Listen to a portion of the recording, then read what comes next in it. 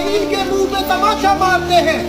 7 اکتوبر کو ہمارے مجاہدین ہم مسلمان بھائیوں کو بتاتے ہیں کہ ان کی ٹیکنالوجی، جن کے خوف سے مسلمان ڈرتے تھے، ان کی ٹیکنالوجی کے منہ پہ تماشا مارتے ہیں۔ میرے بھائیوں، یہ مسئلہ فلسطین، یہ مسئلہ فلسطین فلسطینیوں کا نہیں، عربوں کا نہیں، یہ فلسطین کا مسئلہ نہیں، یہ اسلام کا مسئلہ ہے۔ اور یہ فلسطین کو آزاد کرنا ہر مسلمان، ہر حکمران کے اوپر فرض ہے۔